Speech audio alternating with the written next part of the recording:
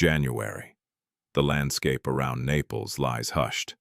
Amid vast barren expanses, a monarch gestures toward the distant skyline and declares, "Right here, I envision Europe's grandest residence." This unfolds the shadowy tale of the continent's most immense estate, the Palace of Caserta. In blueprints, it embodies an ideal, surpassing Versailles in scale. It boasts chambers numbering more than some villages' populations, along with cascades, landscapes, and ascents that evoke celestial splendor. Yet as one draws nearer, shadows deepen. Erecting such a monument demands funds from somewhere. Levies increase. Rural folk toil relentlessly for scant sustenance. The regime in Naples turns increasingly venal, gripped by dread of its subjects. This edifice serves not merely as a dwelling, but as a bulwark against uprising. Years onward, troops paraded down its corridors. Alien rulers, conquerors, clandestine pacts, all illuminated by flickering flames. In the Second World War, troops rested in spots where nobility once waltzed. Explosives rained close to the grounds crafted for regal strolls. Nowadays, visitors admire flawless stone, reflected in serene pools. They overlook the terror, the indebtedness, the shattered existences concealed within the structure. Thus arises the true inquiry. When a residence expands to such immensity, such weight, such extravagance, does it safeguard a realm or gradually smother it? Chapter 1. A palace too big for one lifetime, and the estate under scrutiny here, required backing on a magnitude that almost shattered a realm. It was January 1752. King Charles of Bourbon positioned himself on a vacant plain 20 miles north of Naples. The soil yielded underfoot. The breeze carried scents of damp soil and far-off brine. Nearby designers spread schematics across improvised surfaces as gusts threatened to scatter them. Charles, at 35, had governed Naples and Sicily for 17 years. Yearning for a creation that Europe couldn't overlook, he indicated the void before him. "This spot," he announced, "is where construction commences." The designers exchanged glances, their footwear embedded lightly in the sodden terrain. Luigi Vanvitelli, one among them at 52, seasoned yet hard to astonish, advanced hesitantly, though he appeared doubtful. "Sire," Vanvitelli ventured with caution, "the location holds promise." Charles grinned, grasping the unspoken. The area was marshy. The closest settlement was modest. No sturdy paths existed to transport the necessary rock. No nearby pits for extraction. No ready laborers poised to begin at dawn. Yet that missed the essence. The essence was Versailles. Charles had matured amid tales of Versailles.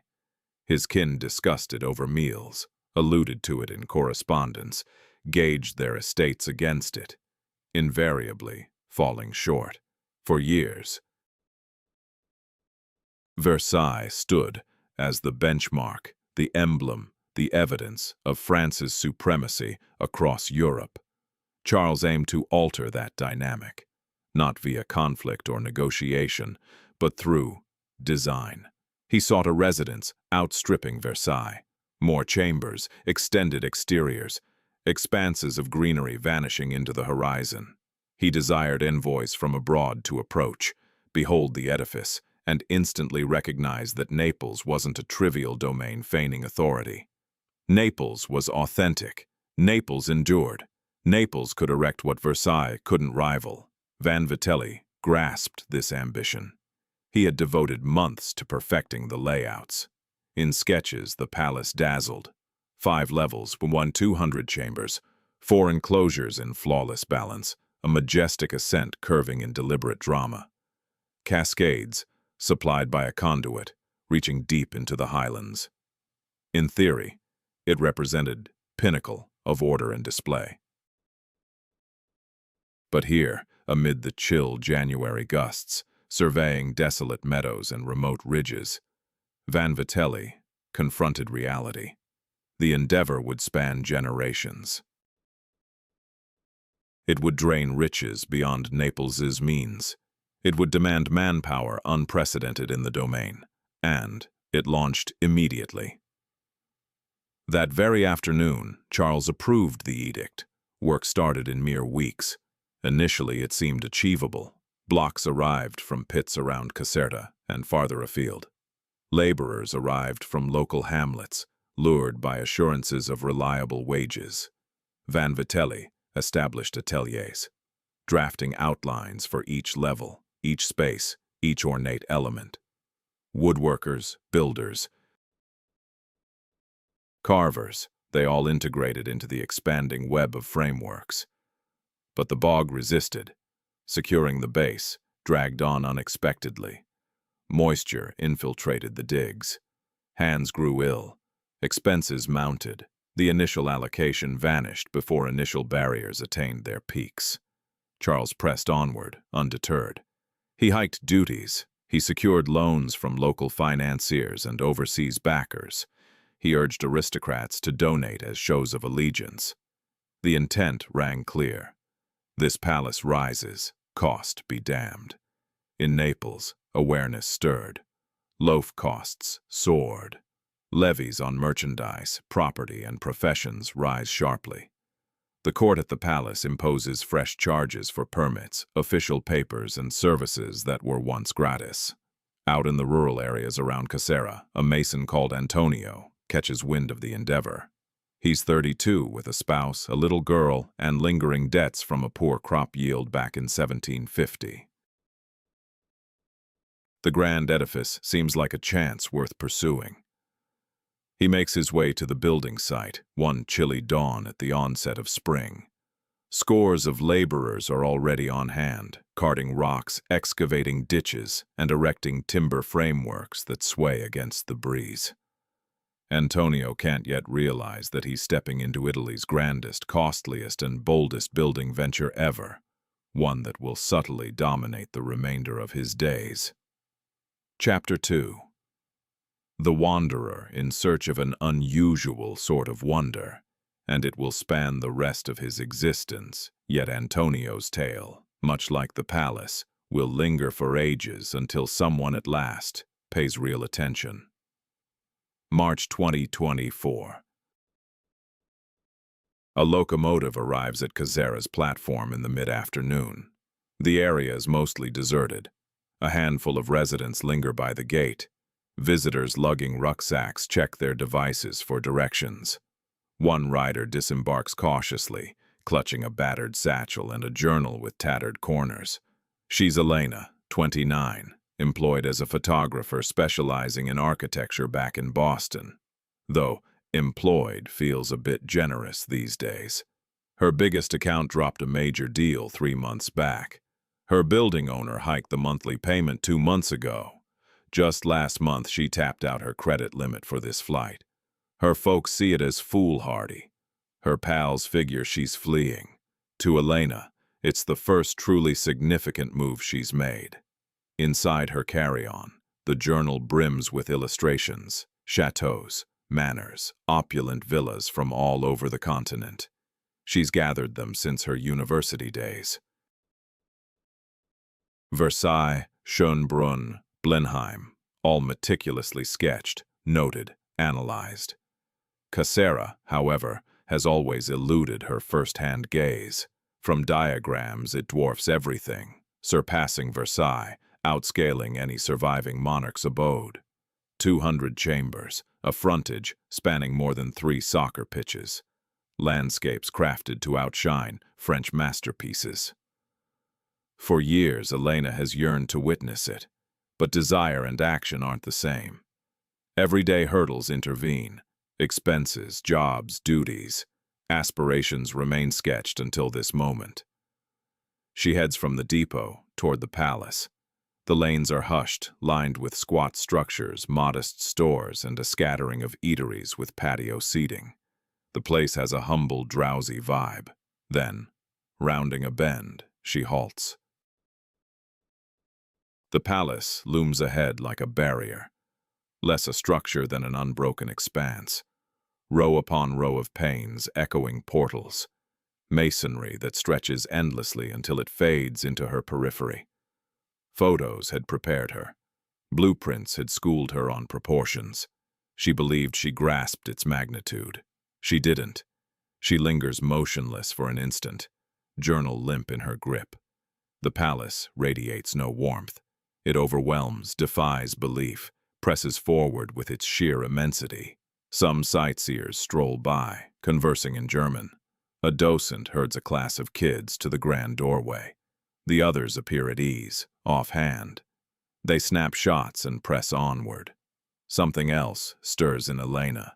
She shrinks, not merely dwarfed by a vast monument, but tinier still, as if the palace regards her in return, sizes her up, poses a riddle she's unequipped to solve. She advances nearer. The entry plaza is enormous. 4 sections enclose a vast plaza capable of accommodating crowds. The masonry gleams light, nearly ivory under the day's rays. Each pane mirrors the next. Each curve aligns flawlessly. It's stunning, yet chilly too. At a kiosk by the portal, Elena purchases admission from a clerk who scarcely glances her way. 15 on. A compact glossy brochure. Notice that the grounds shut at dusk. Within, the foyer expands into a space that seems surreal. Ahead, a flight ascends, forking into twin branches that sweep skyward to a vaulted roof adorned with murals. Marble abounds, sunlight floods via lofty openings, sculptures peer from niches. A cluster of explorers assembles at the staircase's foot. Elena edges in, eavesdropping. The leader, a lady in her 50s with a robust Italian lilt to her English, recounts King Charles, designer Luigi Vanvitelli, and a build that dragged on for years. Quote 2, she declares, pointing aloft. Quote, the crowd murmurs agreement. Some click cameras. She goes on. Quote 4. She hesitates, then tosses in offhandedly. No, quote 5. That's a tale for elsewhere. Elena jots it. Nearly bankrupted the kingdom. The visitors proceed. Elena lingers for a moment, her gaze fixed on the grand staircase, the vibrant frescoes overhead and the flawless marble columns rising around her. Her mind drifts to her mounting debts, the gigs that fell through, her parents' nagging questions about when she'll treat her photography like a real job, and she muses, what price tag comes with creating beauty like this? Chapter 3. A monarch, dreaming of his personal Versailles, and the question echoes in her thoughts. What price tag comes with creating beauty like this? The story traces back years before, to a regal chamber where bold aspirations eclipse even the shine of gold. It's 1750, and King Charles of Bourbon presides at a sprawling table in Naples's royal palace. Before him lie scattered documents, sketches, financial estimates, correspondence from architects throughout Italy. At 33, he's held the crown since 1735, when Spanish forces swept into Naples and placed it upon his head. His father reigns as King Philip V of Spain, while his mother hails from Italy's Farnese lineage. Raised amid opulent estates and masterful artworks, he's always known that a leader's legacy endures not just through wars and pacts, but in enduring structures of stone. Yet Naples differs from Spain, and it pales in comparison to France. That's the core issue. When envoys from abroad arrive, they witness a vibrant, noisy metropolis teeming with energy, but they sense no true might, the sort that commands awe in continental salons, the variety that unsettles rival sovereigns. Charles aims to alter that perception. He has a precise plan in mind. Versailles obsesses him, not from personal experience, since he's never visited, but as a concept, a benchmark, a provocation. Across Europe, rulers quietly gauge their own reigns against Versailles, the lavish residence Louis IV erected to embody unyielding authority. It boasts over 100 rooms with gardens more exquisite still, sprawling endlessly across the landscape. and a striking exterior that dwarfs other estates to mere rural retreats. For years, Charles has absorbed diplomats' tales of Versailles, laced with awe and resentment. He's pored over accounts and blueprints. Each encounter stirs a blend of reverence, envy, and simmering frustration. Why must France claim Europe's finest palace? Why bow to inferiority for Naples, a realm steeped in Greek and Roman heritage? In his view, the resolution is straightforward. Naples refuses to yield. Charles reaches a firm conclusion. He'll construct a residence that renders Versailles quaint by comparison. Vaster in scale, more magnificent in every dimension. He calls upon Luigi Vanvitelli. Now in his early 50s, Vanvitelli brings experience honed in Rome and tempered by major undertakings. He's designed churches, aqueducts, and civic structures. He grasps the essence of stone, hydraulics, and construction. Above all, he comprehends royalty. As Charles unveils preliminary designs and outlines his grand scheme, Vanvitelli holds his tongue. No mockery, no declarations of impossibility. He absorbs it all. Quote 9. Charles insists. Quote 10. Vanvitelli inclines his head thoughtfully. Quote 11. Quote 12. Quote 13. Quote 14. Vanvitelli refrains from debate. Monarchs engage builders not for dissent, but to manifest whims into existence, cost be damned. He devotes months to perfecting the blueprints. On the pages, the edifice emerges. 5 levels encompassing 1,212 rooms, 4 courtyards aligned in precise harmony, a majestic central stairwell ascending like a tribute to pure form, and an 800-foot-long facade exceeding Versailles in length. The figures dazzle, yet they're precisely the evidence Charles seeks. Proof in quantifiable terms. He craves meaning beyond metrics, too. The palace won't rise amid Naples's clutter. The urban sprawl feels too confined, too disordered, too entangled in historic alleys and persistent woes. Rather, it will emerge in the rural expanse near Caserta, some 20 miles northward. Distant enough for seclusion from the urban clamor, near enough to exert influence. This choice carries weight. Charles seeks more than a domicile. He envisions a proclamation, a hub for the nobility, a seat of administration, a site where diplomats alight and grasp instantly that Naples isn't some peripheral entity feigning relevance. Naples commands substance. Naples endures. This monument will affirm it. There's a further motive for the site, one Charles keeps unspoken. Naples harbors peril. Overpopulated and volatile, it flares with unrest at spikes in food costs or heavier levies. The 1647 uprising lingers in memory, crowds wielding makeshift weapons defying Spanish dominion. Though Spanish-blooded, Charles governs Naples, aware that adoring avenues can swiftly become avenues of insurgency. A rural palace provides a safeguard, separation, expanse, dominance. Should discontent brew, the elite could withdraw to Caserta, shielded by fortifications and sheer magnitude. Thus, the palace serves as vision and bulwark, emblem and contingency. Vanvitelli recognizes this duality. Vanvitelli keeps that insight unspoken in his blueprints, yet he crafts barriers robust enough to withstand far more than mere storms.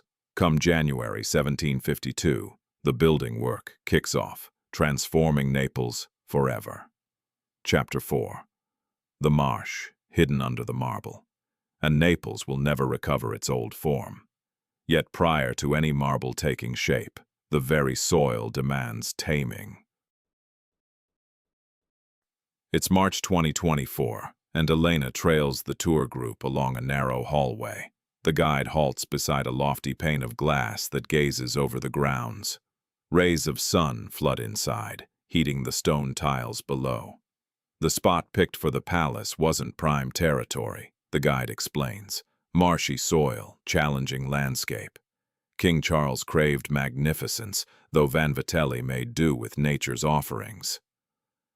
A visitor lifts her arm. Why pick such flawed ground? The guide grins. The king insisted on this very place, and royals' choices mean builders devise fixes. Elena peers through the window. The landscapes extend to far-off ridges, all meticulously arranged. Vibrant shrubs, light-colored gravel trails, sprays of water snaring the sunshine.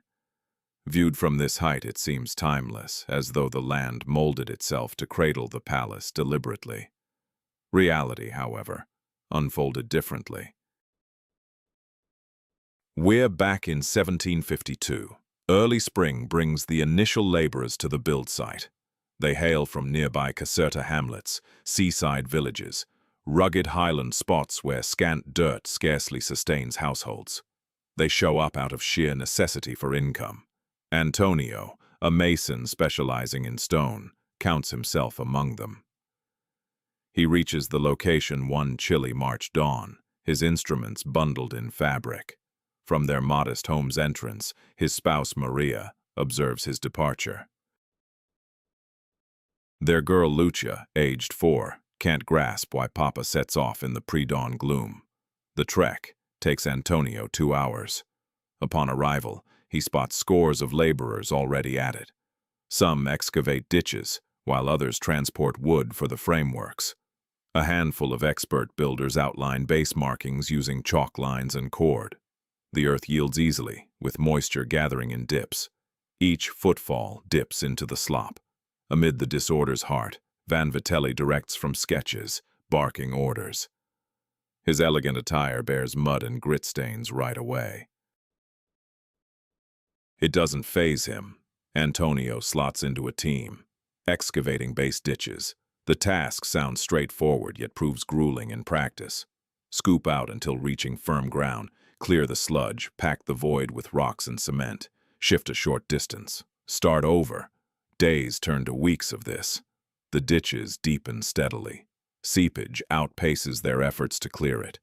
Laborers scoop out pail after pail of grimy liquid throughout the hours, only to discover the holes brimming again, come dawn. In the opening month, one fellow perishes when a ditch caves in. He's interred on the spot before rescue attempts. His remains surface 2 days on. Nobody heads back early. No rites mark the loss. Excavation presses forward. Van Vitelli summons drainage devices from Naples, timber contraptions powered by crews pacing in loops, cranking mechanisms that hoist fluid from the pits. These ease the burden somewhat, yet fall short. April brings the king's inspection. He arrives by coach, flanked by security. He alights with caution, sidestepping the muddiest zones. Surveying the ditches, the filth-smeared crew, the skeletal wooden supports taking form. He inquires about the wall timeline. Quote, 15. Van Vitelli answers. Quote, 16. Charles acknowledges with a dip of his head. Skepticism lingers in his gaze, but he refrains from demanding speed. He departs within a quarter hour. Digging persists. Summer sees the base ditches finished at last. Stone shipments commence. Enormous slabs hewn from quarries just 10 miles distant. Every piece tips the scales at hundreds of pounds. Oxen teams pull wagons groaning under the load, over rutted paths that strain to support them. Antonio earns a step up to handling the masonry. His skill with tools shines through. He carves blocks with accuracy, smoothing sides for a seamless join. Compensation, inches higher, barely sufficient to forward a bit more cash to the family. Though the demands intensify, dust from the rock permeates everything. It clings to his garments, invades his chest, weights down each inhalation. Fellow workers hack without cease. Some quit, overwhelmed. Fresh arrivals fill the gaps. The initial barriers emerge gradually, layers of brick and rock bound by plaster. Formidable barriers, taller and sturdier than any Antonio's tackled previously. Daily, Van Vitelli patrols the area, verifying dimensions, tweaking designs. He snaps at errors. He commends solid efforts. The crew picks up on his tempers, steering clear during rough patches, accelerating when his form darkens their workspace. Evenings find Antonio, bunking in a makeshift shelter close by. Timber enclosure, bedding of hay, 50 bodies jammed where 30 should fit. To Maria, he pens brief, measured notes. Labor's tough, wages reliable. He longs for Lucia.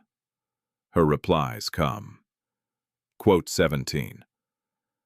By flickering candle, Antonio pores over her words. He tucks the letters away with precision, slipping them into his pocket right against his heart. Beyond the palace walls, construction advances gradually, layer upon layer of bricks and stones, while below the emerging structure, the marsh lies in wait, enduring, dense, insatiable. Chapter 5. The names no one reads. Under those ascending walls, the marsh endures, dense, insatiable. Yet the laborers battling it behind the scenes, etch traces that no blueprint from an architect could capture. March 2024. The group proceeds to the upper levels. Elena hangs back, feigning interest in a wall painting. She craves the sensation of the palace on her own terms, free from the tour leader's commentary, the throng of visitors, and the rehearsed narration. She veers into a narrow side passage, dimmer and more confined than the grand corridors.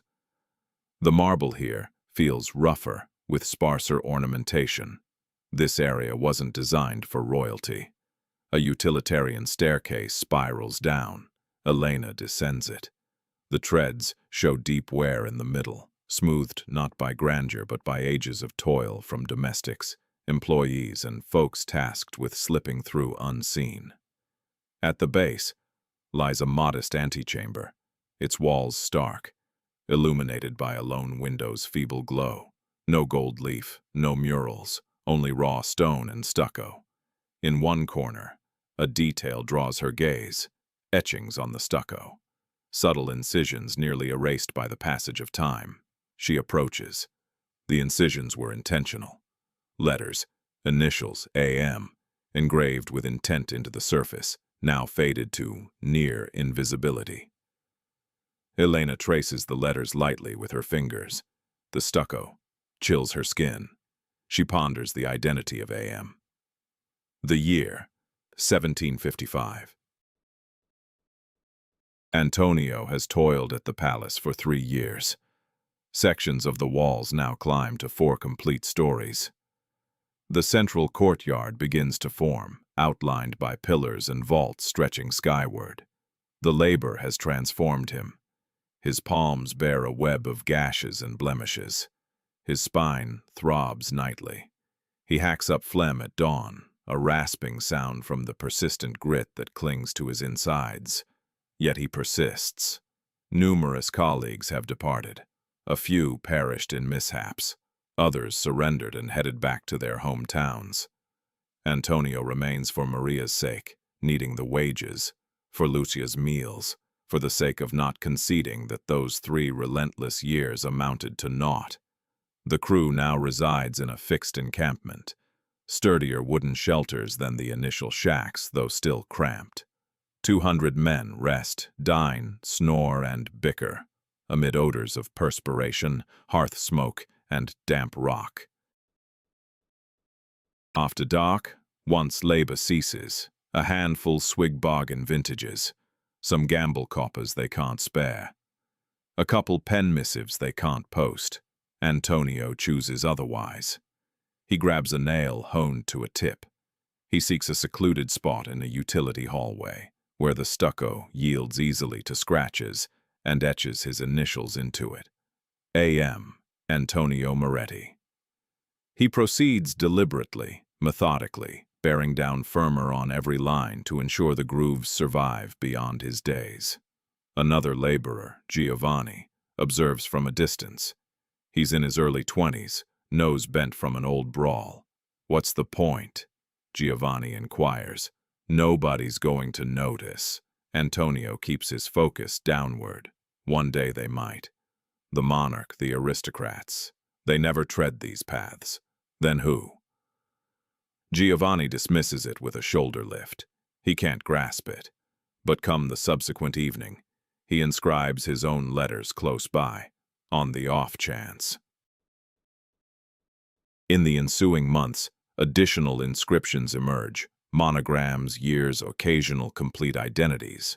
Certain workers incise them in obscure nooks.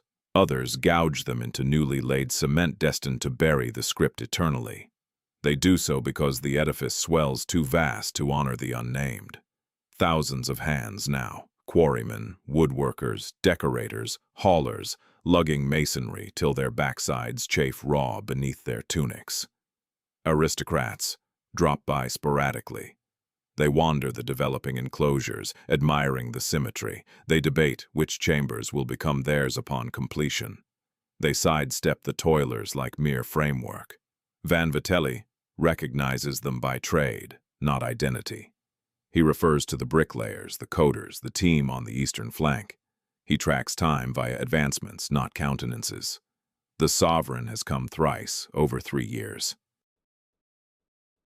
Each visit, he strides briskly, inquires about the end date, hears the comforts, and departs amid whirls of dirt and steeds. Thus, the toilers inscribe their monograms, subtle acts of defiance, silent evidence of their presence. Antonio completes his etching and retreats apace. The characters appear crude, irregular, yet indelible. He brushes them once more with his fingertips before departing. March 2024. Elena glides her fingers across the dim AM. She remains ignorant of Antonio Moretti's fate, unaware whether he witnessed the palace's finish, returned to his roots, or perished here or in an unchronicled hamlet. But one truth stands firm to her. He belonged here, and in that fleeting instant within the shadowy passage, he yearned for posterity to acknowledge it. She retrieves her journal. She draws the monogram swiftly. She notes the spot. In the service stairway of the East Wing's lower level, a security guard emerges at the top of the steps. Quote 18, he warns. Quote 19, Elena replies. Quote 20. The guard gestures downward toward the stairs. Elena ascends, stealing one final look back at the wall's etchings. The palace shifts in her perception now. It's more than grand marble and precise alignments, more than a monarch's vision turned to reality. This is a structure raised on countless human stories. Thousands of them, mostly reduced to secretive initials scratched in hidden spots. She reflects on her photography. Crisp images of architecture, elegant outlines, flawless exteriors under ideal lighting. Rarely has she pondered the builders, the laborers dragging heavy blocks, the ones tumbling from heights, the lives lost to create what she captures as beauty. The guard keeps an eye on her until she re-enters the primary hallway. She blends into a different tour party, lingering at the rear, tuning out the guide's words. Her notebook remains flipped to the AM drawing, and she resolves that this tale has evolved beyond the king. Chapter 6. Erecting an empire of rock and burdens. Yet the king's choices continue to influence it all. Particularly, who bears the heaviest toll. It's 1756, 4 years since building began. Funds vanish into the project quicker than Naples can supply them. In his Naples office, King Charles pores over financial records, shoulders slumped. Rows of figures in black ink line the sheets. The totals are grimmer than anticipated. Materials for stone exceed estimates. Labor pay rises annually. The vast aqueduct to supply the garden fountains has ballooned into its own massive endeavor, requiring experts, manpower, and endless funds. His finance minister hovers close, perspiring in the mild dawn breeze. Quote 21. The minister ventures cautiously. Quote 22. Quote 23. Charles cuts in. Quote 24. Quote 25. The minister seals his lips. He dares not challenge. Rulers like Charles rarely hear refusals. With a bow, he departs. Come the following month, fresh impositions roll out. Duties on olive oil, cereals, implements, fabrics, whatever they can tax. The crown's bookkeepers tally it meticulously. Each levy seems modest in isolation. None appears catastrophic by itself, but they accumulate relentlessly. Throughout the realm's hamlets, folks sense the pinch. Loaves fetch higher prices. Wine does too. Even fees for baptisms or weddings climb. A handful of coins more in one spot. A modest uptick elsewhere. A gradual squeeze, penny by penny. Maria, wed to Antonio, senses it at once. She cuts back on beef. She stretches the broth with extra water. To their daughter Lucia, she explains they're stashing coins for a grand surprise, though she can't imagine what form it might take. Antonio's earnings stay flat. Month after month he remits the usual sum. Month after month that sum stretches thinner. He keeps quiet about it. Gripes achieve nothing. The palace ignores the cost of daily bread. The palace fixates solely on masonry. By 1758, the outer walls stand almost finished, soaring 5 levels in many areas. Facades, pierced by uniform, infinite lines of openings. The inner yards take shape, vast expanses where crews assemble at dawn for orders. Van Vitelli shows his years at 58. Aches plague his spine. His vision falters over blueprints in poor illumination. Still, he presses on. The sovereign demands haste. Van Vitelli insists on flawlessness. Their timelines clash. One afternoon, Charles shows up unannounced. He strides across the central yard, courtiers in vivid attire shadowing him like colorful echoes.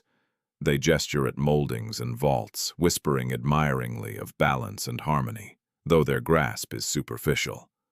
Charles halts before Van Vitelli. "Completion date?" he demands. Van Vitelli responds without pause. "A further 10 years, sire. Possibly more." Charles's expression hardens. Quote 28. Quote 29. The attendants hush. Such directness to the crown is unheard of. Yet Van Vitelli isn't some sycophant. He's toiled here for years, intimate with each barrier, each fissure, each stubborn bog resisting from the depths. He grasps that haste now would doom the edifice to cracks, instability, and failure generations hence. Quote 30. Van Vitelli continues. Quote 31. Charles regards him steadily. At last he gives a curt nod and moves off. The followers trail after, garments sweeping the grit. One murmurs, cutting words to a companion. Another chuckles softly. Van Vitelli resumes his sketches. That evening, Antonio joins a dozen fellow laborers beyond the dormitories. They pass around loaves and diluted vino. Talk turns to the royal inspection. Quote 32. One notes, Cortez, quote 33. Counters another. The wealthy grow testy when their desires lag. Antonio remains silent. He's far too exhausted to expend energy discussing monarchs. Yet his mind wanders to the burdensome taxes, to the contents of Maria's most recent letter, to how Lucia's garments have grown too tight, and to Maria's note that new clothes remain out of reach for now. He ponders the marble now adorning the royal suites, exotic rock transported from distant quarries over hundreds of miles. Every single piece surpasses his annual wages in value. The disparity stares him in the face. It weighs on him nightly, heavy as its own boulder. But what choice does he have? Quit his job, return to a hometown offering zero employment. Like the rest, he endures. The grand structure climbs higher, built from both masonry and mounting obligations. Meanwhile, in Naples, the royal circle edges toward unease. Dispatches flow in from rural areas, grievances over levies, heated debates in public markets, minor demonstrations that dissolve at the sight of troops. No major unrest as of yet. Though the strain mounts steadily, Charles receives these updates. He refuses to alter his plans. The project has progressed too far. It stands as his enduring mark, his demonstration that Naples holds significance, and he holds firm that such monuments justify whatever price. March 2024. Elena perches at a cafe close to the palace, sipping a modest espresso while browsing her phone for stories on Bourbon-era expenditures. The figures overwhelm, countless ducats funneled into the build across years. She reflects on Antonio's carved initials, on the laborers who erected this edifice as their households forewent meat, thinned their broth, and tallied every penny. She considers her personal burdens too, the maxed-out cards funding her journey here, the gigs that slipped away, the Boston rent slipping from her grasp. Vastly different in magnitude, yet the cycle persists. The bill always lands somewhere. And rarely does it touch those in power. She drains her cup and heads back to the palace. Its frontage shimmers under the midday light, impeccable and remote. Beneath the surface, though, she grasps that its base rests on far more than rock alone. End chapter 7. Behind the silk walls. The cost seldom falls on those in command, yet in time the residence proves habitable enough for the elite to settle in, accompanied by their unseen entourage. The timeline shifts to 1767, 15 years from the project's start. Completion eludes the palace, but portions suffice for occupancy. King Charles has departed. In 1759, he ascended to the Spanish crown and abandoned Naples.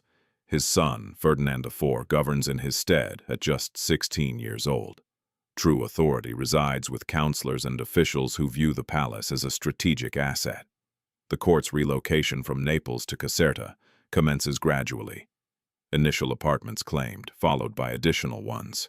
Soon, whole sections bustle with aristocrats, their kin, and attendants. The help filters in discreetly, as they invariably do. Enter Rosa, aged 19, hailing from a hamlet by Salerno. Her folks scrape by. When a hiring agent passed through seeking household staff, Rosa's father seized the chance. Reliable pay, a roof overhead, one fewer to nourish back home. Rosa reaches Caserta on a chilly November dawn, lugging a single satchel holding 2 outfits, a hairbrush and a devotional volume her mother thrust upon her at parting. An experienced steward greets her at a modest side portal, not the ornate gateway future visitors will tread, but a humble staff ingress, slim and plain, opening to a stark, resonant corridor. "You'll handle duties in the northern section," the steward instructs. "Laundering, odd jobs as required. Rise at 5 a.m. Labor until everything's addressed. Address nobility only if addressed first. Avoid their chambers unbidden. Shun idle chatter. Clear?" Rosa dips her head. The steward guides her to the staff dorms, a lengthy garret beneath the eaves, lined with 20 slim cots in twin files, one narrow pane at either extremity. The roof pitches so sharply that full height proves impossible against the sides. Here, Rosa will rest alongside 19 fellow females, housemaids, laundresses, tailors, all youthful, all destitute, all overlooked. Duties kick off at sunrise the following day. Rosa adapts swiftly. She polishes floors till her joints ache fiercely. She hauls buckets along precipitous flights. She disposes of waste vessels. She launders fabrics in icy streams until her palms split and ooze. Examined intimately, the palace diverges from its external splendor. Visitor spaces dazzle with marble, murals, and gold accents. Yet concealed behind lie endless utility paths, tight channels for staff to navigate out of sight. Sheer ladders link secret levels, depositories, sprawling pantries, kitchen expanses without end. Twin realms collide, one on display, the other concealed. Rosa glimpses the upper class infrequently. They traverse back passages as she flattens to the plaster, gaze averted. They ignore her presence. To them, she blends into the fixtures, functional, disposable. Her peers impart the unspoken codes, which lords prove harsh, which simply aloof, which valets demand payoffs, which chefs dole out scraps. How to pace your movements to evade brushing against superiors, navigating the grand halls without a sound. Like a shadow slipping through the corridors. Servants have their own strict order as well. Highest up are the veteran overseers handling entire estates for influential lords. Next come the valets and footmen attending to personal needs. Then the housemaids and everyday hands. Lowest of all, the kitchen drudges toiling over endless pots in sweltering heat that lingers forever. Rosa hovers close to that bottom rung. Her wages just cover a handful of coins wired back to her kin monthly. Yet she claims a bunk and steady meals. Luxuries her relatives back home could only dream of. In the dim attic after dark, she stretches out on her slim cot, amid the chorus of breaths from her fellow workers. Some sob softly. Others murmur devotions. A handful rumble with weary snores. Rosa ponders the polished stone passages she tends. The aristocrats who sweep past the very surfaces she's scoured on all fours. The certainty that her existence won't grace a single ledger in this majestic estate. She avoids etching her mark on any wall. Unlike Antonio, she harbors no quiet acts of defiance. She just toils on. Daily life at court falls into patterns. Banquets, rituals, meetings, amusements. The sprawling residence operates now as a bustling town in miniature. Scores of souls dwell, labor, and plot inside its barriers. The elite debate state affairs. They broker unions. They vie for sway over the youthful, wavering Ferdinand, ripe for manipulation. Graft permeates every corner. Kickbacks pass in elegant parlors. Indulgences swap amid goblets of vintage. Officials discreetly swell their fortunes as common folk. Beyond the gates groan beneath mounting levies. Such dealings aren't hidden away. They're merely tolerated. Authority and wealth flow inevitably to those gripping them tightest.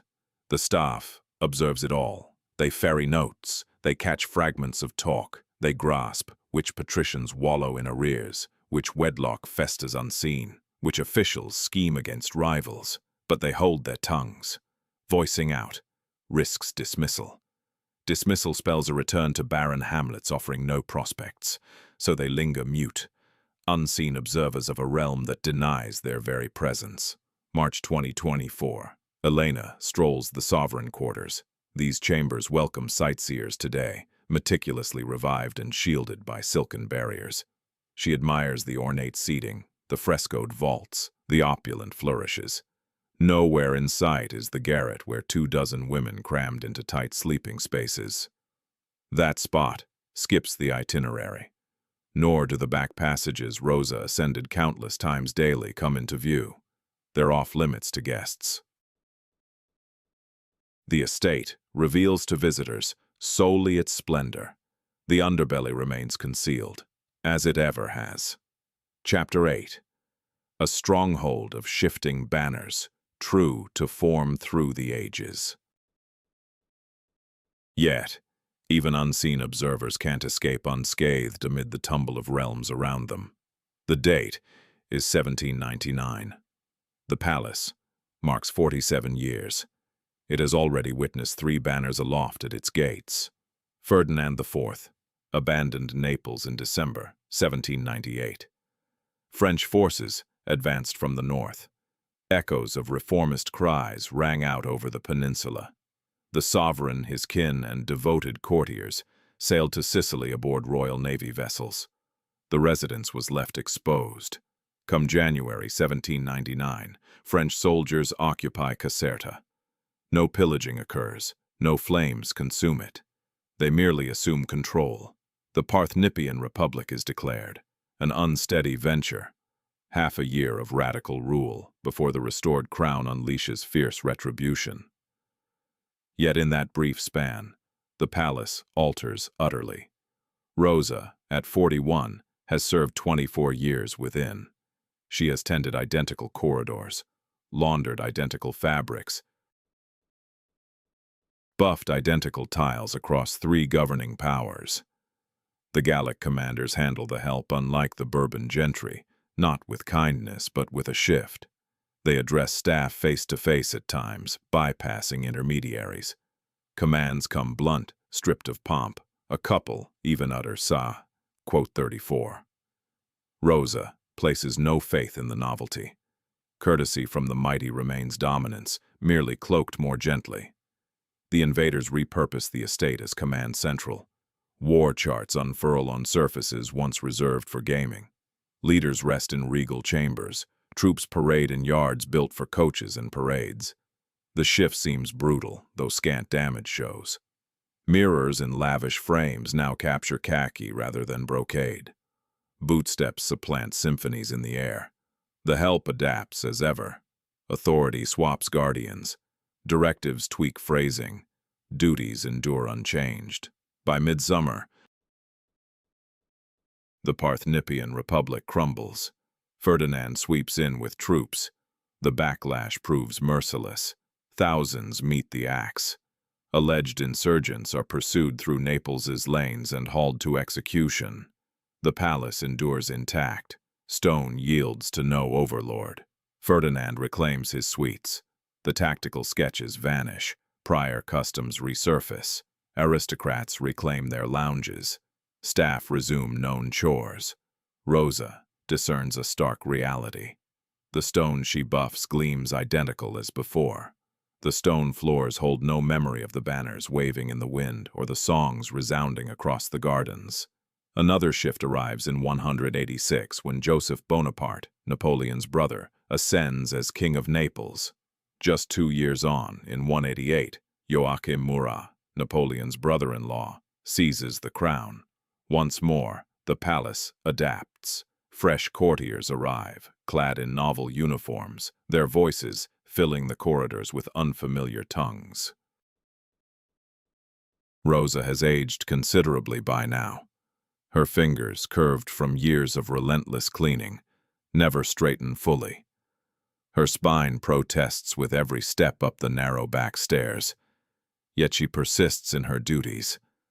She mentors the new generation of housemaids, her intimate knowledge of the estate surpassing that of many aristocrats who sweep through its chambers in fine silk slippers.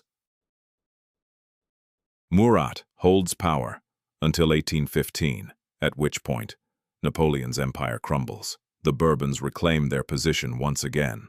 Ferdinand, now proclaiming himself Ferdinand the Fount of the Two Sicilies, resumes his reign. Over time, the palace has witnessed French radicals, imperial rulers from the Napoleonic era, and repeated Bourbon comebacks. Every administration makes its mark on the interiors. Fresh paintings adorn the walls, updated pieces furnish the drawing rooms, and clothing trends evolve. But the core framework remains intact, as do the staff who maintain it. The son of Antonio, bearing the same name, now labors at the palace. His father perished in 1778, killed by a falling scaffold amid the final building phases.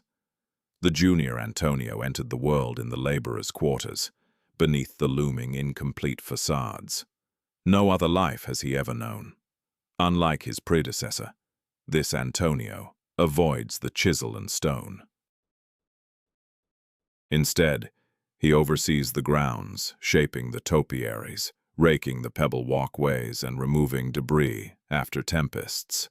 His days unfold beneath the vast heavens, free from the grit of indoor toil, a safer pursuit than what claimed his sire. Politics rarely cross his mind. Monarchs rise and tumble, banners alter their hues. The blooms demand attention, regardless. He etches no personal marks into the masonry. No enduring correspondence bears his hand. He merely toils on. Such is the understated essence of the palace's existence. Behind every intriguer among the elite, countless attendants and laborers sustain its vitality. They find no place in chronicles or annals. No painter captures their likenesses. Official ledgers omit their identities.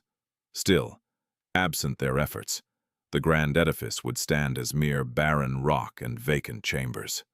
By 1820, the Bourbon revival seems firmly rooted. Ferdinand governs anew.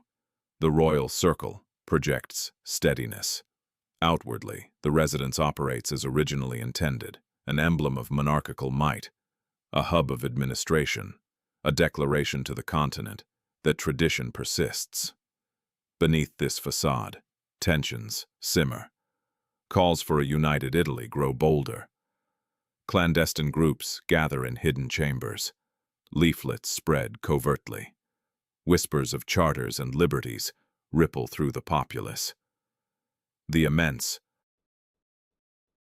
steadfast palace looms amid these swirling forces. It remains oblivious. It remains indifferent. It persists. In March 2024, Elena studies a chronological inscription on a hallway marker. The eras merge in her vision: 1799, 186, 1815, 1860. Each signifies a turnover in sovereignty, a new occupant of the seat of power.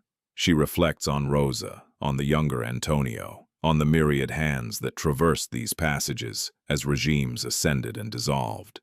Their existences weren't molded by lofty orations or edicts from on high.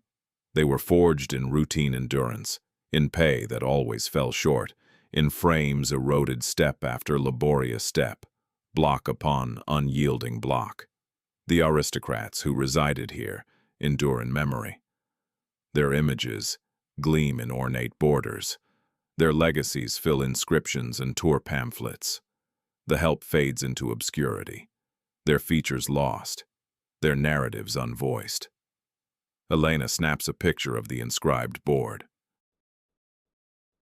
Yet her true desire is to capture what time has erased, the garret where Rosa laid her head.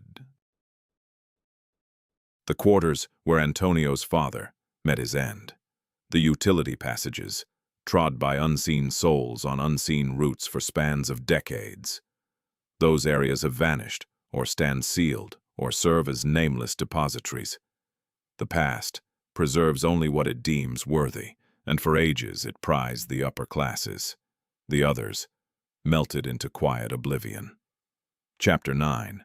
Conflict invades the very ramparts. The overlooked vanish, yet certain events loom too vast for even vast estates to ignore. Episodes where the tide of history surges past every threshold, touching highborn and low alike. It is 1943. The palace, now 191 years since its inception, stands poised to serve as a nerve center in a global conflict. The fight for Italy drags across the south. Coalition troops advance northward from Sicily. Axis soldiers fortify positions slicing through the land. Caserta occupies a volatile zone. Near Naples, near vital convoys, near tracks and highways. Near all that counts in battle. Come September 1943, coalition troops seize the palace. The transformation strikes swiftly. The structure transforms into the base for Allied Force Headquarters, or AFHQ, the pinnacle of combined command for the Mediterranean theater. Officers from America and Britain settle into the regal suites. Wireless gear crowds the grand halls. Charts, blanket surfaces once graced by serene depictions of ancient gods. The shift feels stark and unforgiving. Workstations fashioned from ammo boxes occupy the gleaming marble surfaces. Troops in combat gear assemble in chambers meant for lavish canopied furnishings. Phone cables weave along hallways that previously rang with orchestral strains and whispers of intrigue. General Dwight Eisenhower sets up his command post within the palace walls. Field Marshal Harold Alexander follows suit.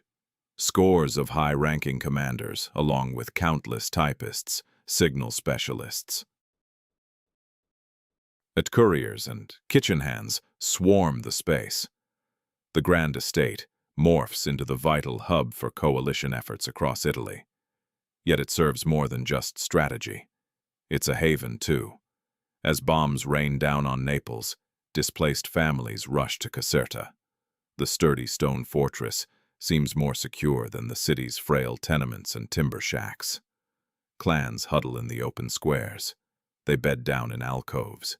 They prepare modest suppers on ad hoc blazes, amid landscapes groomed long ago for majestic strolls and refined chatter. The estate transforms into an unintended sanctuary, not for waged staff or clad laborers, simply for everyday folks with no other options. In October, an elderly woman called Caterina shows up with her 8-year-old grandson, Marco.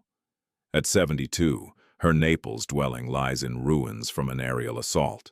Her son, the child's dad, perished in North Africa, battling for forces he distrusted.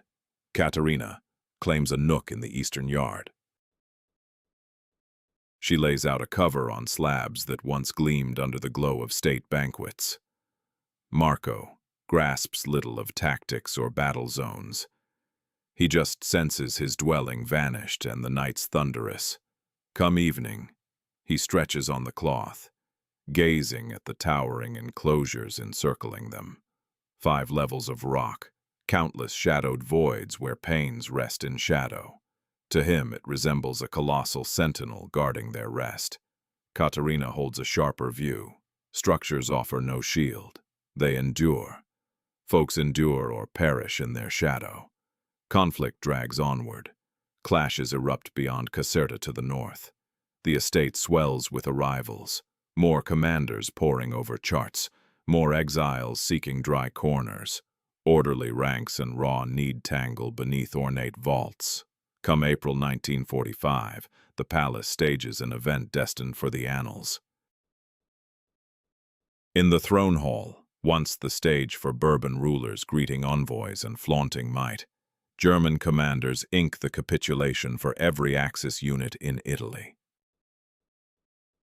The Italian campaign closes within a monument erected to exalt unchallenged rule, on foundations set by hands like Antonio's, who never witnessed its completion. Few amid the gathering ponder metaphors. Commanders dwell on supplies, redeployments, schedules. Displaced souls beyond fixate on rations and intact roofs. Still, the edifice soaks it in.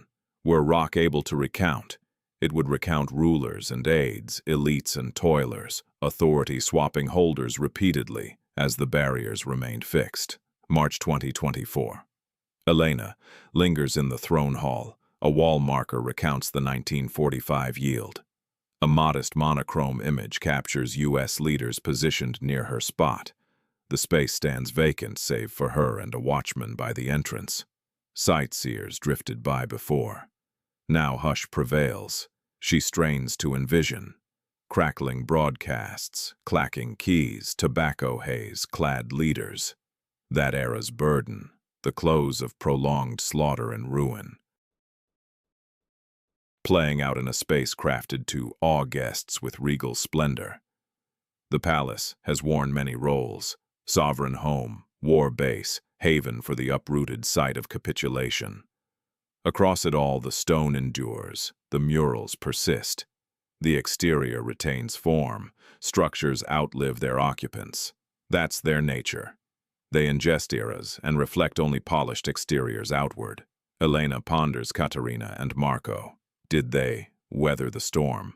Did they venture back to Naples once the strikes ceased, or fade into obscurity among the estate's overlooked souls? No marker honors them, no snapshot, no entry in the sanctioned chronicle. Annals exalt commanders. They exalt monarchs. They fix the surrender's precise day. They overlook the elder and child curled on chilled stone in a yard, tallying dusks till the blasts quiet. Elena lifts her lens, then sets it down. What image would emerge? A barren chamber, pristine tiling, rock that withholds its secrets. She exits the throne hall. Trailing her, the watchman adjusts stance and eyes the archway. The palace bides for fresh crowds.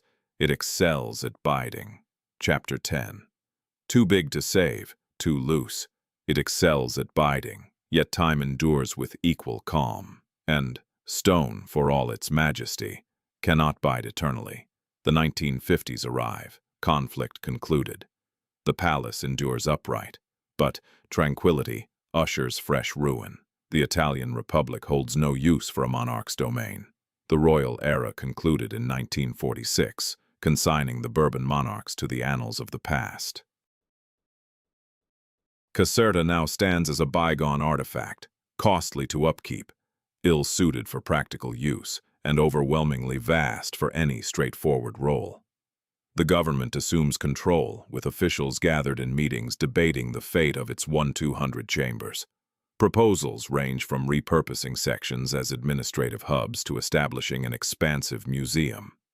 A handful even murmur the dreaded notion of tearing it down. Yet demolition remains off the table. The palace holds too much significance, boasts unparalleled splendor, and is inextricably linked to Italy's cultural fabric, though such value doesn't cover the upkeep expenses. By the 1960s, deterioration sets in gradually. No sudden catastrophe or total ruin. Just subtle signs, a seep of moisture in one spot, fractured stucco in another, peeling layers of paint from overhead surfaces, and marble marred by infiltration from worn-out fractured rooftops. Efforts to revive it come in fits and starts, a targeted initiative in one area, a quick fix elsewhere, hampered by tight finances and shifting governmental focuses. A nation focused on constructing a contemporary society can't pour unlimited funds into a faded monarchical vision. Certain areas get refurbished and welcomed visitors, while others remain sealed off, hazardous, overlooked, and suspended in limbo. The grounds fare even poorer. Shrubbery encroaches wildly, water features go quiet, walkways fracture and buckle. What had been a triumph of meticulously shaped landscapes devolves into a tamed sort of overgrowth.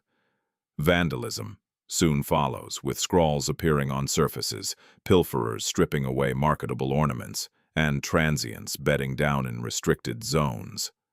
No longer protected by regal troops, it relies on a minimal team of watchers. In 1997, UNESCO designates Caserta a World Heritage Treasure, which garners global notice, secures modest funding, and urges leaders to act. Yet, it's insufficient. The sheer scale overwhelms. Revival demands astronomical sums. Each space requires specialized skills, delicate methods for murals, precise care for stonework, and engineering fixes for concealed flaws. The backlog stretches endlessly. A modest crew battles onward, caretakers, preservationists, sentinels, landscapers, who pour their professional lives into the cause out of deep affection. But devotion alone can't seal a leaking roof. In March 2024, Elena trails a tour leader into a restricted wing off-limits to sightseers. The escort, Julia, a dedicated restorer, has consented to reveal the unseen labors. They traverse a hallway, braced by scaffolding against a drooping overhead expanse, steel supports rising like a thicket, protective sheets dangling to conceal marred artwork, and pails positioned below to collect persistent leaks from overhead. Julia notes that this area has lingered in partial disrepair for 15 years.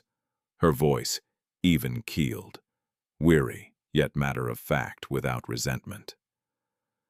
Elena gazes upward at the vaulted scene, a celestial panorama of deities amid vaporous forms. Partially obliterated by damp blotches and encroaching fungus at the borders. Quote 35. Elena inquires. Julia offers a faint shrug. Quote 36. They proceed to a compact chamber where restorers hunch over a blemished mural. A pair of them wield slender tools and minuscule brushes, dedicating endless hours to purify mere patches of surface. As they arrive, one artisan, a youthful fellow called Luca, glances their way, his hands dotted with color specks. lenses fogged from habitual adjustments with his wrist. Quote 37. Elena queries. Quote 38. Luca answers. Roto. Quote 39. Quote 40. She repeats. Quote 41. He explains. Elena observes him resume, his actions precise and minute, peeling back accumulations of grime and residue while sparing the underlying hues. The tenderness evokes a ritual of reverence. Quote, Ja 42, she wonders aloud.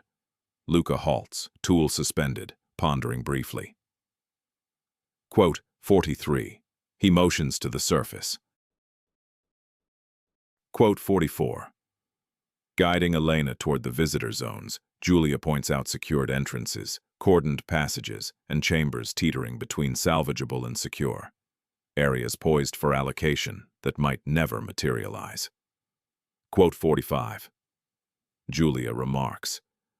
Quote 46. Pausing by a pane with a view to the grounds, the edifice appears flawless from afar, balanced, timeless, a snapshot ideal. Quote 47. Julia adds. Hike on a quote 48. Elena reflects on Antonio's carved initials, Rosa's tireless floor polishing, refugees seeking shelter in the courtyards beneath the stars, Caterina and Marco's stories, and the countless lives this grand structure has silently embraced. Yet the palace now teeters on the edge of decay, relying on dedicated souls like Julia and Luca, who dedicate their time battling bureaucracy, tight funds, and general apathy. Does it ever seem pointless? Elena wonders aloud. Julia offers a smile, tired yet genuine. Every single day, she admits, until we rescue a single mural, secure a sagging roof, or unlock a sealed chamber once more. Then for a moment it all seems worthwhile. They stroll back through the majestic corridors, where visitors click away with cameras and kids dash ahead of their families, all gazing upward at vibrant frescoes and sparkling lights. Few spot the protective tarps hidden behind a locked entrance. Fewer still catch sight of Luca, meticulously tending to a surface, inch by painstaking inch. The palace presents its flawless facade to the world. The ongoing battle to prevent its collapse remains out of view, much as it has for centuries. Chapter 11. The individuals determined to preserve its legacy, just like in the past. Yet a few choose to peer beyond the idyllic postcard view and devote themselves silently to the hidden truths it holds. March 2024. Elena arrives at the palace again the following morning. She locates Julia in a modest office squeezed behind the souvenir store. The space feels confined, with documents piled high on a steel table. An outdated computer, probably a decade old, whirs softly in the corner, while coffee steams from a cracked cup. Julia is midway through a tense phone call in quick Italian, her tone laced with irritation. After ending the conversation, she lets out a long breath. Trouble with grants? Elena inquires from the threshold. Julia glances over. Grant woes never end, she replies. The local authorities greenlit funds for the East Wing's roof repair, but now they're demanding extra paperwork before cutting the check. Endless forms, approvals, and hold-ups. She gestures for Elena to enter. You wanted to discuss the restoration efforts further? Elena agrees and settles into a hard plastic seat opposite the desk. I need to know what keeps you here, she says. Why persist in this fight for a site that demands so much? Julia reclines in her chair. At 53, she's been with Caserta for 28 years, beginning as a trainee and sticking around ever since. Quote 58, she explains. Comments, quote 59. She pauses, a subtle grin appearing. Quote 60. Julia motions to the chaos of documents around her. Chia, quote 61. Her role lacks glamour most days. She's buried in administrative drudgery, grant proposals, financial ledgers, agreements, and sessions with bureaucrats more focused on politics and publicity than artwork or water seepage. Occasionally, though, she achieves something tangible. Just last year, Julia led the revival of a north wing fresco, ravaged by moisture. The colors were peeling off, the underlying layer eroding in large pieces. They scraped up urgent resources, called in experts, and devoted 6 months to fortifying, purifying, and mending it. When it was done, Julia recounts, we dismantled the platforms, and I viewed it properly from below for the first time. The hues popped vividly once more, the scenes sharp and alive. I realized then, it's got another century in it at least. She meets Elena's gaze. Quote, 64. Luca, the 29-year-old restorer Elena encountered the day before, steps into view at the door. He's been on staff for 3 years, his fingers smudged with pigment and a streak of grime on his collar. Julia, he begins, the vendor's inquiring about the bill for our repair supplies. It's past due once more. Julia shuts her eyes for a second. Assure them it's in the works, she instructs. Funds arrive next week. Luca acknowledges and vanishes back into the corridor. We're perpetually lagging on bills. Julia murmurs. The state settles up in time, but at a glacial pace. Vendors tolerate it since we're their only local option. Even so, it's draining. Elena probes further. How large is the restoration crew here at Caserta? Julia ponders briefly. Around 20 hands-on in preservation. Restorers, techs, some engineers. Experts visit from afar for major undertakings. But our main group, far too lean for such an immense estate. She swivels her computer screen toward Elena, displaying a series of images. Images capturing the transformations from earlier restoration efforts. A ceiling once coated in soot, now scrubbed clean to expose vibrant azure hues and gleaming gilding. A fractured marble surface, restored and buffed to a shine. A broken statue, meticulously pieced back together. Every endeavor demanded months or even years of labor. Funding for each one was uncertain, often delayed or absent. Folks wonder aloud why invest the effort. Julia explains that critics dismiss it as merely a royal residence, a haven for the wealthy elite. Why pour resources into this relic amid pressing contemporary crises? She snaps the laptop shut. I get that perspective, she concedes. I really do. Yet this grand structure transcends tales of monarchs and aristocrats. It embodies the countless laborers who erected it, the staff who maintained its daily rhythm, the displaced families who sought shelter within its walls amid wartime chaos. Etched in its stone and pigments lies a chronicle of human endeavor spanning generations. She rises and approaches the pane. The expansive courtyard unfolds beneath them. Visitors traverse the polished stone. Kids pursue pigeons amid the pillars. If we allow it to decay, Julia warns, that chronicle vanishes. The narratives fade, not solely those of the privileged, but of all who pass through. Elena reflects on Antonio's etched mark in the deteriorating stucco, Rosa's tireless routines along the staff corridors, Caterina and Marco huddling on chilly floors as distant explosions echoed. Those accounts endure solely because the edifice persists. Should the palace fall, so do the tales it holds. Is it sufficient? Elena inquires. Your efforts? Julia pivots from the view. Never, she replies. It always falls short. The sheer scale overwhelms. Challenges multiply endlessly. Funds perpetually dwindle. She pauses, letting the weight linger. Still, we press on, she continues. Room by room, mural by mural. Our goal is to sustain it until the coming generations deem it worthy of preservation as well. In the yard below, a cluster of sightseers assembles. The leader launches into the sanctioned chronicle. The crowd absorbs it. A handful jot details. The majority lift devices to capture it. They admire the splendor. They remain oblivious to Julia's worn cup, Luca's paint-flecked fingers, the outstanding bills, the funding requests piled on some bureaucrat's cluttered table. They behold the achievement. The struggle fueling it remains concealed, silent, resolute, vital, since certain treasures merit protection, even if safeguarding them seems nearly unattainable. Chapter 12. A life mirroring the palace, for some treasures deserve protection, even when the task borders on the impossible.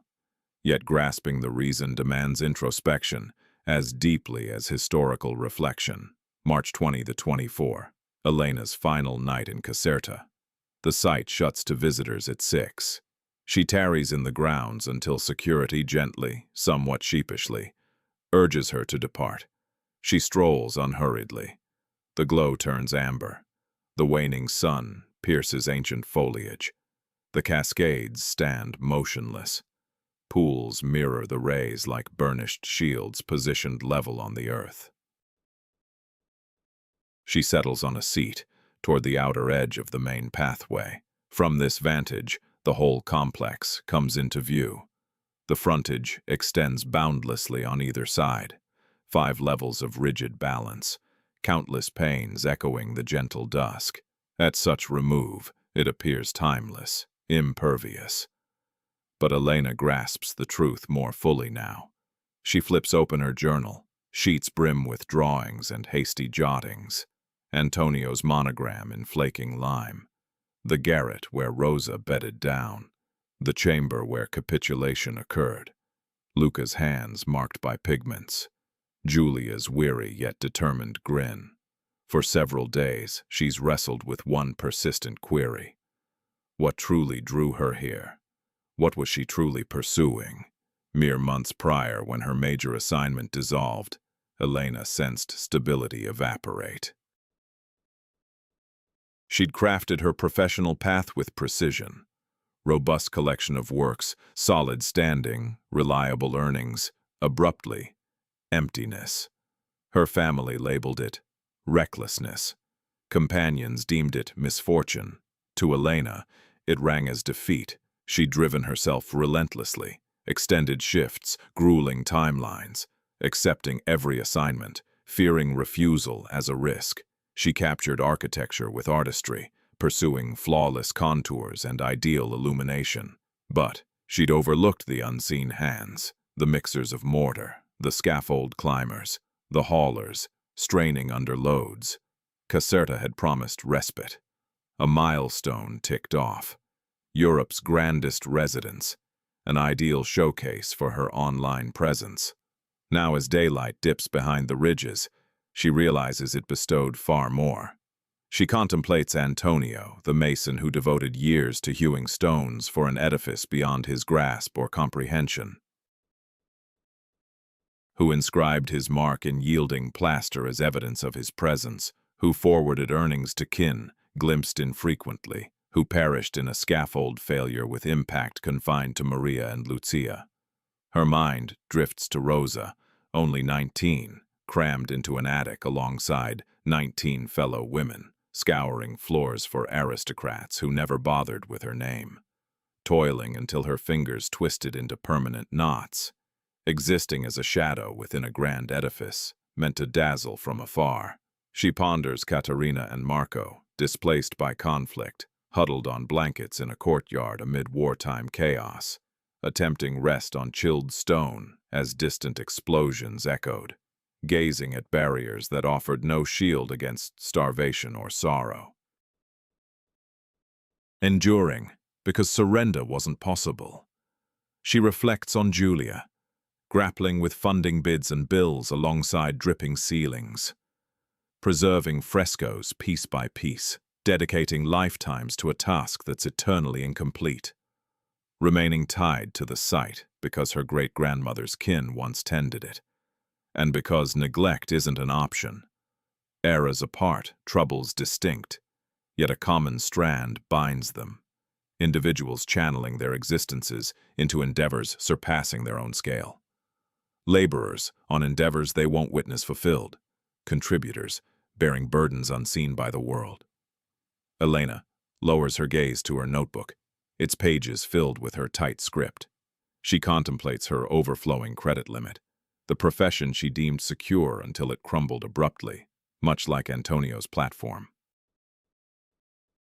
She sees how she's mirrored the palace's approach to its past, displaying merely the gleaming chambers while concealing the passages, the seamless images she shares digitally, the assured bio on her site, the meticulously selected showcase that suggests effortless success.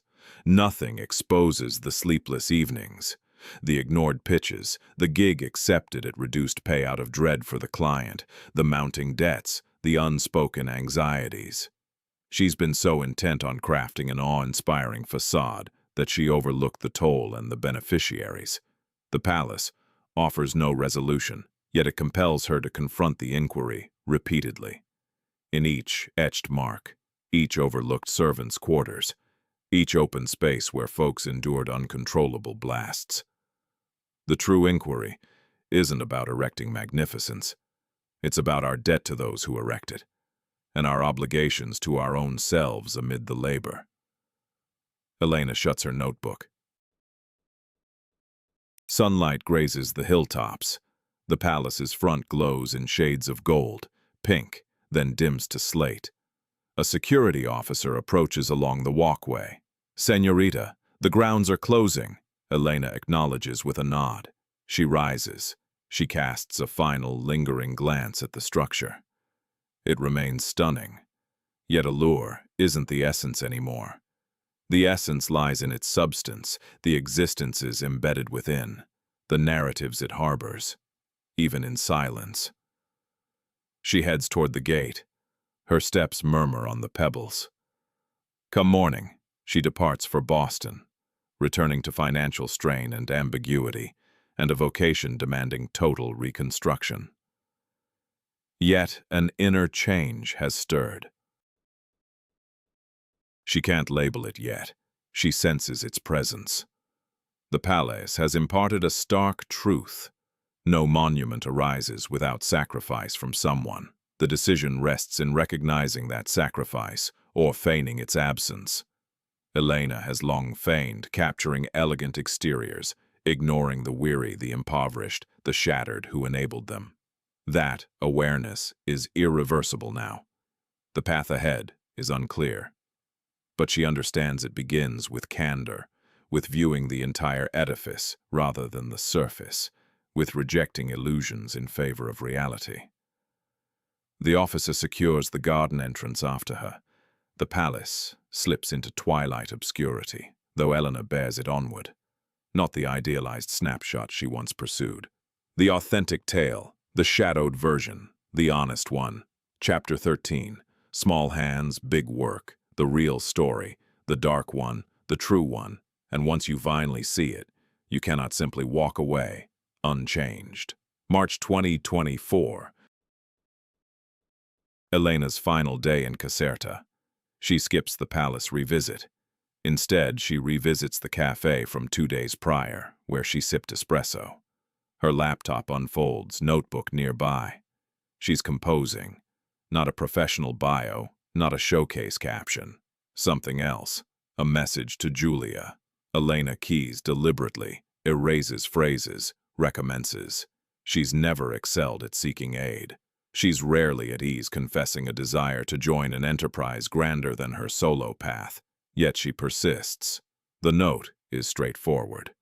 She describes herself as an architectural photographer specializing in heritage sites, eager to document Caserta's narrative, not the glossy visitor narrative, but the genuine one, encompassing laborers, attendants, concealed expenses, and those still bearing them.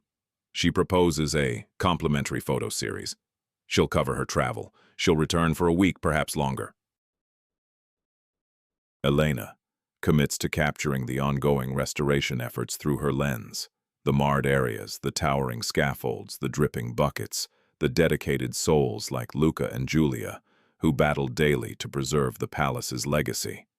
In her message, she declares, quote, 7-3. Julia pores over the email repeatedly, her finger lingering above the keyboard. Finally, she hits send, overriding her doubts. The response comes sooner than anticipated, just 20 minutes later. Julia responds. Quote, 74. Elena snaps her computer shut. A novel sensation stirs within her, neither full optimism nor solid assurance, yet inching toward both. She contemplates the implications of her decision. Funding the journey back will demand creativity. She'll need to justify to her parents why she's returning to Italy, rather than pursuing lucrative assignments in Boston. She'll have to voice aloud her choice of unpaid passion projects. That prospect unnerves her. For years, she's gauged worth by billing statements, client fees, and timely rent payments. Yet the palace has realigned her perspective, demonstrating that certain endeavors hold value, irrespective of profit. Antonio etched his mark in obscurity, unseen by the elite.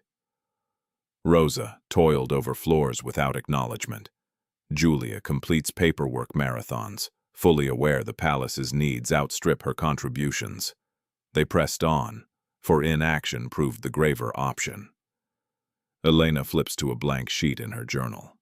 Instead of tasks, she inscribes pledges. She vows to document the palace authentically. Not merely the opulent stairs and ornate domes, but the frameworks, the moisture stains, the tarps, corroded conduits, fishers, restorers with pigment-smeared fingers, sealed chambers, and vacant spaces awaiting fixes that might never arrive. She plans to converse with those sustaining it. Julia, Luca, the security team, the gardeners, whoever opens up about the relentless demands to ensure the palace endures another day. She'll delve into the original builders' histories, scouring records for identities, anecdotes, overlooked tales. She aims to trace Antonio Moretti's fate, Rosa's, and the myriad laborers whose efforts were embedded in masonry, and then erased from memory. Her creation will compel audiences to confront the truth. This splendor demanded sacrifices beyond imagination, and sustaining it will exact even greater ones. Doubt lingers. Will it resonate? Can images alone spark change? Still, Julia's reply resonates. We contribute what we're able. Room by room, artwork by artwork. Elena can produce one visual narrative. She can amplify one account. At minimum, she becomes another advocate, insisting, this counts. She settles her coffee bill and heads to her lodging.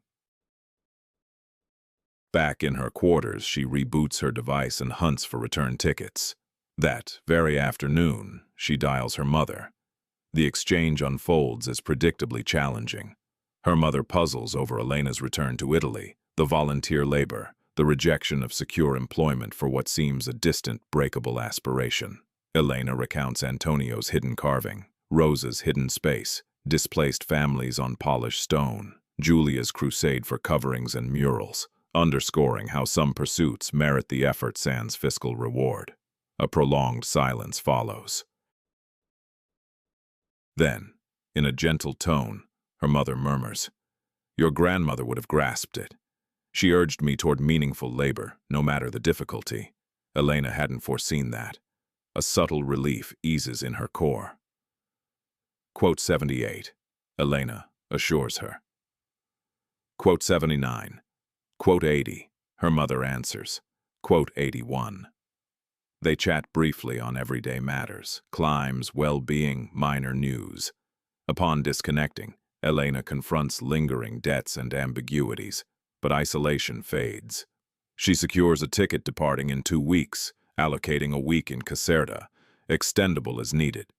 She emails Julia anew, verifying timelines, inquiring about shooting clearances, restricted zones, and methods to sidestep interfering with repairs. Julia replies promptly, within the hour, outlining logistics, priority spaces to feature, cooperative personnel for chats, the most pressing and raw projects for visuals. Elena scans the note and grins. Julia,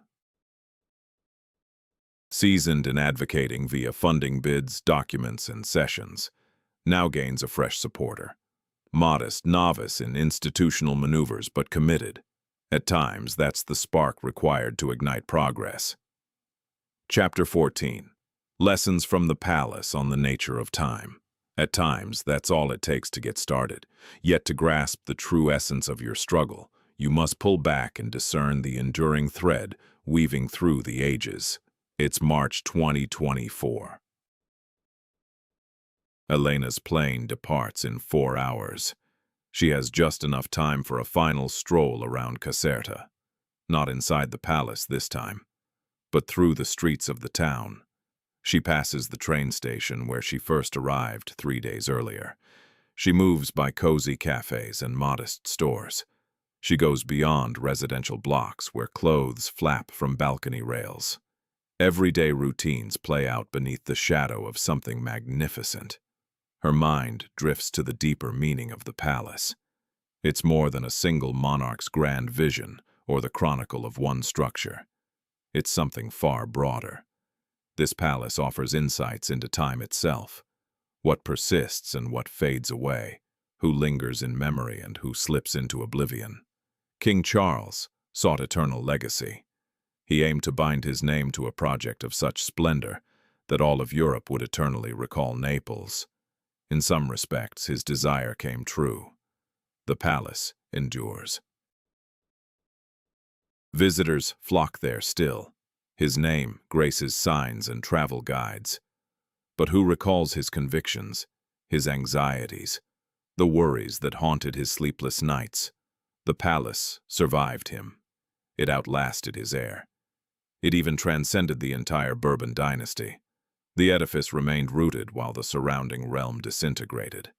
Antonio yearned for evidence of his presence. He etched his initials into fresh plaster. Just 2 simple characters. A quiet rebellion against obscurity. Did it succeed? Elena discovered those marks. She captured them in photos. Now she's sharing his tale. Nearly 3 centuries on, Antonio Moretti is known to have once occupied that hallway. For someone in his position, that's a form of triumph. Rosa sought stability, reliable employment, meals, a place to rest.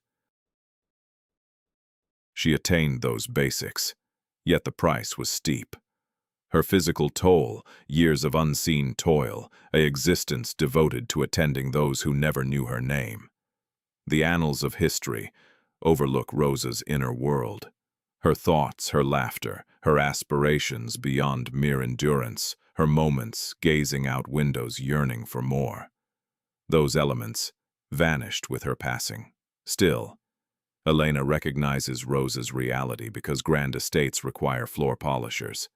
Linens must be laundered, pots emptied, the unseen mechanisms of opulent places kept in motion.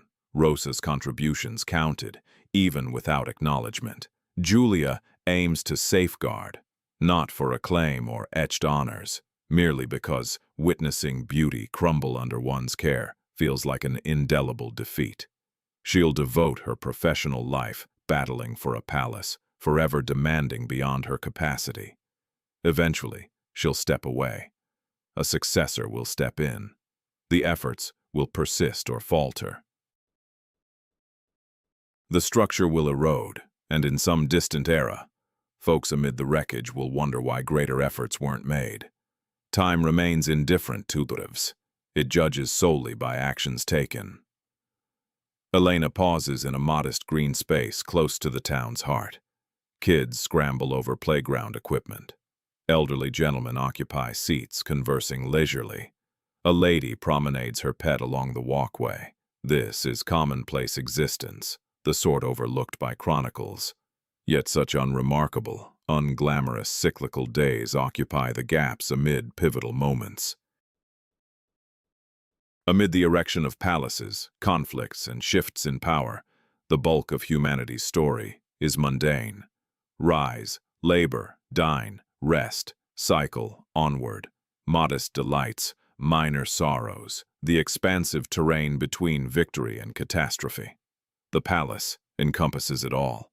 Monarchs issuing edicts, laborers inscribing symbols, attendants mopping surfaces, displaced individuals resting in gardens, restorers tending murals, sightseers snapping pictures beneath sparkling fixtures, strata of eras embedded in rock and stone. Every era imprints its traces, some evident, many concealed. What then is the palace's core message? It reveals that authority is fleeting. Charles erected Europe's grandest residence. Half a century later, he was dust and invading forces paraded his corridors. The palace persisted. The lineage did not. It shows that suffering etches remnants. Erecting something so immense demands shattered lives, hiked levies, compelling masses to sacrifice vitality, time, and futures for another's dream. Splendor always demands a toll. The sole decision is whether to confront that burden or deny its presence. It demonstrates that maintenance rivals invention in value. Charles poured years into construction. Julia invests years in upkeep. Both labors prove vital, yet only one draws praise. Building captivates with flair. Upkeep whispers on, but absent upkeep, invention squanders away. Without guardians like Julia, the palace would long since be scattered rubble on a slope. It conveys that being overlooked differs from never having been. Rosa produced no missives, no images, no noted documents anyone consults. Yet, she was present. She toiled. She sustained the palace, section by section. Chronicles omit some figures. That doesn't render them insignificant. This suggests that history has overlooked the right angles. Ultimately, it shows how time uncovers the real story. The palace was designed to flaunt authority, to overwhelm, to leave guests awestruck and speechless. Yet over the years, that veneer has peeled back. Today we notice the flaws, the financial strains, the hidden tolls embedded in its base like unseen graves. The exterior remains stunning, but it can't conceal the realities anymore. Elena glances at her phone. 3 hours before takeoff. Time to make her way to the airport. She surveys the town one final time, watching everyday folks go about their routines. In the background looms the palace, immense and steadfast, yet oddly vulnerable. She reflects that nothing is quite as straightforward as it appears. Not structures, not the past, not any individual story. All carry inherent conflicts, brilliance and gloom, invention and ruin, splendor and sacrifice. The palace has shown her this, not through lectures, but by simply being there, enduring for over 270 years and accumulating tales like sediment building in rock. She heads to the train station, then the airport, then home, then the unknown ahead. But now she bears the palace within her, not as a polished snapshot, but as a layered reality. And for her, that shifts her entire perspective. Chapter 15. The glow beyond the surface. That perspective alters everything, since truth, even the uneasy kind, is the sole base worth constructing upon. April 2024, 2 weeks afterward. Elena comes back to Caserta. The train pulls in, right after dawn's first light. Julia greets her at the palace gates. They stroll the hallways side by side, hushed and deserted. It's the peaceful interval before the tour groups swarm in. At this time, the sunlight feels gentler, filtering through high arches and spilling over the marble like a gradual wave. Briefly, the palace seems less a symbol and more a living space where folks once dwelled, still dwell, still labor. Elena begins capturing images. She skips the majestic stairs and the classic views. Instead, she snaps Luca's hands, restoring a flawed mural. Steady fingers, with the brush grazing the wall ever so lightly. She captures the dark patches of moisture damage on an overhead panel. She ascends the cramped attic stairs that servants like Rosa traversed countless times daily. She shoots a close-up of Julia at her workstation, surrounded by funding proposals and bills. Shoulders slightly drooped, gaze weary, face resolute. As the sun rises, she wanders the grounds. Fountains lie dormant, paths of crushed stone deserted. The palace spans the basin waters, its mirror image in the pool almost crisper than the actual edifice. During the following week, she chats with the team. She absorbs their words far more than she shares her own. What draws them to remain? What aspects do they aim to protect? What fuels them amid endless toil and perpetual shortages? Evenings find her buried in archives. She hunts for Antonio Moretti. In church documents, she uncovers scant entries. Born 1724. Wed Maria Constanza in 1750.